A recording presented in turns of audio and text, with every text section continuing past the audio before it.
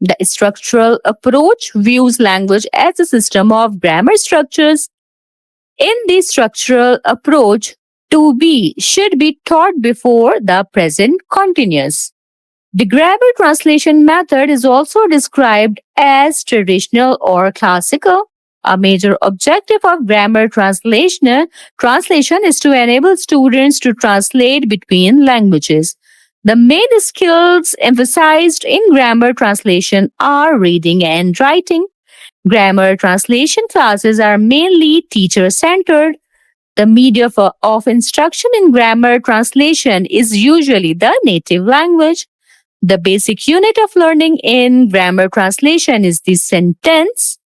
In this method, the mother tongue remains the reference system. Translation is considered useful for interpreting foreign words and phrases. Grammar in this method is taught deductively.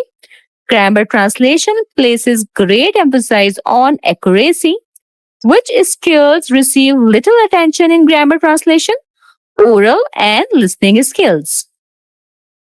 A major disadvantage is that learners may see language as a collection of isolated words. The handouts recommend that grammar translation should not be overused. The audiolingual method grew from the need for oral and oral mastery during and after World War II. Its well-defined principles were developed by Moulton. The audiolingual method is closely linked with behaviorism. Its learning process mainly emphasizes listening and oral production. The major learning materials are dialogues and exercises. Use of the mother tongue in an audiolingual class is not recommended. Lessons are commonly organized around grammatical structures presented through short dialogues. Students repeatedly hear conversation and try to mimic pronunciation and structures. Audiolingual learning is interpreted in the terms of stimulus and response. A major objective is to develop oral proficiency. According to its principles, listening and oral production should come before reading and writing. Instructions and exercises should normally be given in the target language. Mistakes are carefully avoided because they may form bad habits. Positive reinforcement is used to develop good habits. A major weakness is that repetition may limit learners' creativity and spontaneity. The oral approach developed partly as a reaction to the direct method. Unlike the direct method, the oral approach claimed a basis in scientific research. Its developers wanted a more systematic way of teaching English. The recommended essential vocabulary for reading comprehension was about 2,000 words. Grammar is taught mainly through sentence patterns such as subject, verb, object. The three curriculum elements are selection, gradation, and presentation. PPP stands for presentation, practice, and perform. In PPP, practice allows students to demonstrate learning without fear of failure. In PPP, the performance stage commonly serves as assessment. The oral approach has a mainly structural view of language. Teaching in the oral approach generally takes place inductively. Situations may be created using pictures, objects, and realia. Lessons in this approach are highly teacher-centered. Another name for the oral approach is situational language teaching. Effective directed practice should be purposeful, reflective, and methodical. The direct method developed in France and Germany during the late 19th and early 20th century. It appeared largely because of dissatisfaction with grammar translation. The direct method teaches language without translation or use of native language. Learning is based mainly on demonstration and action. Language is the best learned by using it actively in class. Teachers should encourage direct and spontaneous language use. New vocabulary may be taught through mime demonstrations and clips. The method attempts to immerse learners in the target language. The direct method gives primary emphasis to speaking, listening, and correct pronunciation. Classroom instructions are given exclusively in the target language. Abstract vocabulary is normally taught through association of ideas. In the direct method, the learner's role is active, not passive. A key disadvantage is the assumption that L2 can be learned exactly like the mother tongue.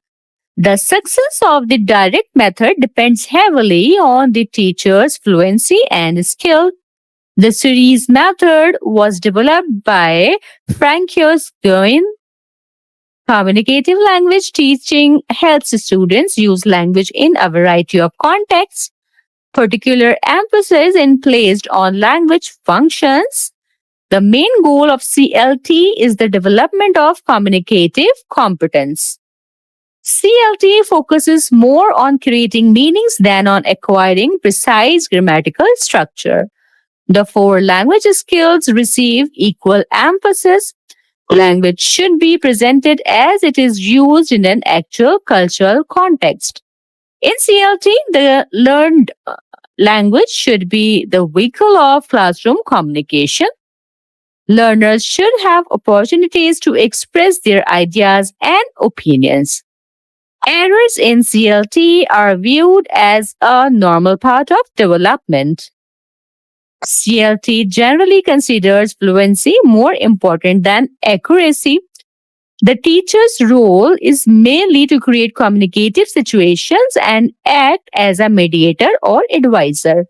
CLT is primarily a student-centered approach.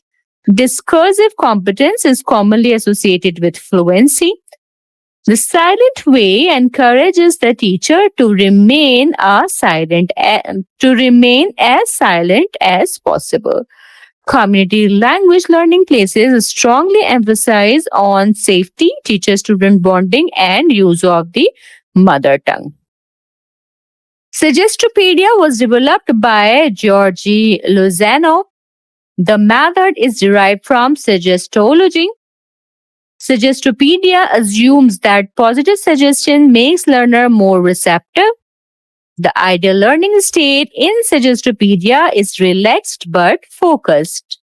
Which element is central to Suggestopedia? Music.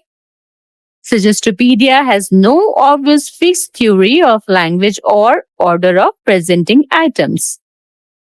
A typical Suggestopedia classroom may contain bright decor and reclining chairs in a circle. The natural approach assumes language emerges naturally through appropriate exposure and conditions. The natural approach focuses on meaning rather than explicit grammar instruction. Input in the natural approach should be slightly beyond the learner's current ability. The cultural approach is particularly intended for beginners. The total physical response was developed by James Asher. TPR coordinates speech with physical action. TPR is total physical response. In early TPR stages, teachers should avoid overcorrecting because it may inhibit learners. TPRs teach vocabulary in comprehensible, personalized, and contextualized chunks. Teaching aids help transmit maximum knowledge with less effort and time. Audiovisual aid help teachers clarify and coordinate concepts. Burton described audiovisual aids as sensory objects or images that stimulate and reinforce learning. Teaching aids are considered excellent motivators. When real first-hand experience is impractical, teaching aids can provide substituted experience. Audiovisual aids help reduce verbalism. The use of aids supports the maximum form concrete to abstract. The maximum known to unknown is supported by the use of audio-visual aids. Clear images are formed most naturally through the senses. As reinforcement, teaching aids increase the probability of reoccurrence of responses. Audiovisual aids helps make knowledge solid and durable. A major practical benefit of teaching aids is saving energy and time. Audiovisual aids add variety beyond chalk and talk. Teaching aids can give learners greater freedom to move, talk, and comment. When aids are effectively used, students work because they want to work. The total number of principles for using AV aid is 5. The preparation principle recommends using locally available material.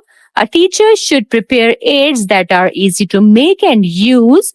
The principle of selecting requires aid to suit teaching objectives and learner characteristics. Selected aids should suit learners' age and grade level. Teaching aids should have educational value as well as being interesting and motivating.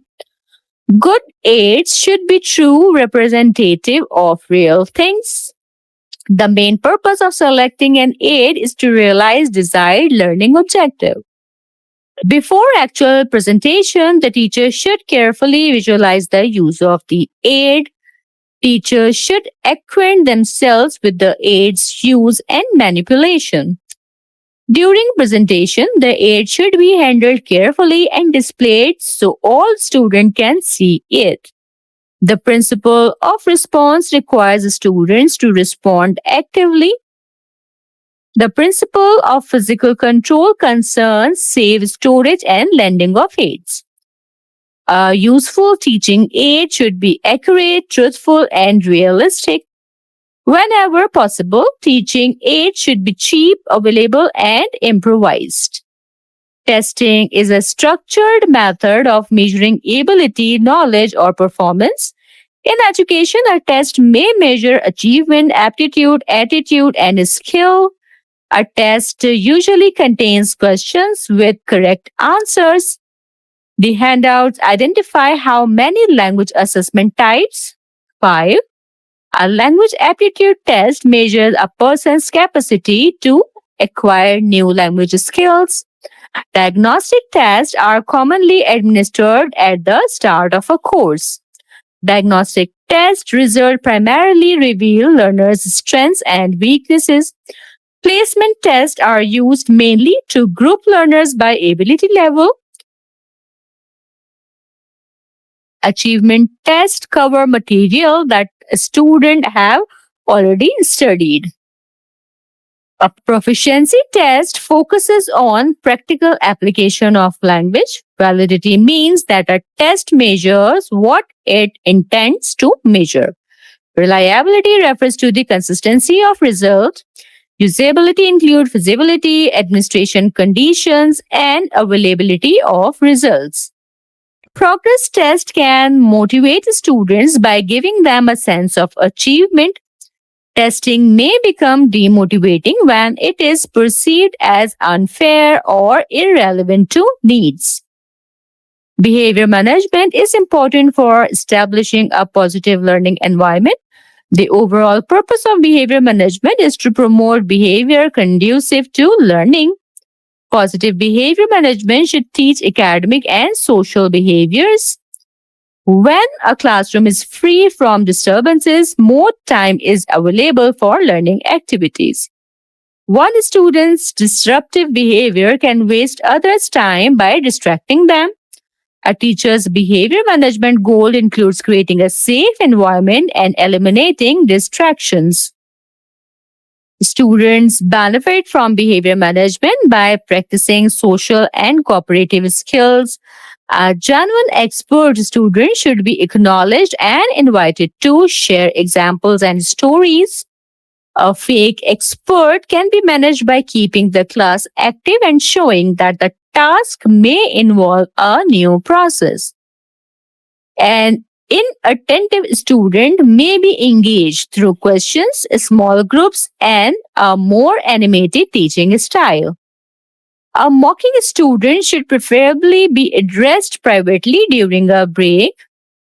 A cynic's concern should be acknowledged and discussed at an appropriate time. Persistent disrespect may require the teacher to invoke school disciplinary rules. A non participating learner may be helped by giving an easy task and a question they can answer successfully. The purpose of a one-to-one discussion is to remove barriers without harming the student's self-esteem. The 10 classroom discipline techniques were proposed by Thomas McDaniel. The focusing technique required the teacher to gain everyone's attention before teaching. After the class becomes quiet, an effective teacher may wait an additional 3 to 5 seconds. Direct instruction begin by telling students exactly what will be taught. Direct instruction may include time limits and time for learners' cohesion activities. Monitoring requires the teacher to move around and check progress. During a written assignment, an effective teacher may first circulate after about 2 minutes. The statement, values are caught, not taught, supports the technique of modeling. Nonverbal signs include facial expression, body posture, and hand signals. Environmental control recommends a classroom with changing pictures and colorful posters. Low intervention aims to stop problems without rewarding misbehavior with attention. Assertive discipline is based on clear rules that are consistently enforced. An assertive I message focuses first on the behavior of the teacher wants. A humanistic I message describes behavior, its effect, and the teacher's feeling. Positive discipline emphasizes desired behaviors, expectations, and frequent praise. इसके साथ ही हमारा EDUA 516 के final term preparation के हवाले से तमाम important MCQs यहाँ complete हो जाते हैं। मुझे उम्मीद है कि ये आपके लिए काफी यूजफुल रहेंगे। वीडियो पसंद आए इसके हवाले से आप कोई कमेंट करना चाहें या आप कोई फीडबैक देना चाहें तो जरूर आप मुझे कमेंट सेक्शन में बताइएगा। चैनल पर नए हैं तो सब्सक्राइब करना हरगिज ना भूलिएगा और मेरी वीडियोस को आप लाजमी वर्चुअल यूनिवर्सिटी के डिफरेंट प्लेटफॉर्म्स पे शेयर करें ताकि आपकी तरह दूसरे स्टूडेंट भी अपने फाइनल टर्म की अच्छी प्रिपरेशन कर सकें। मैं इंशाअल्लाह ताला अपने नेक्स्ट वीडियो के साथ जल्द हाजिर होंगी। तब तक आप सब अपना बहुत ख्याल रखिएगा। अल्लाह हाफिज।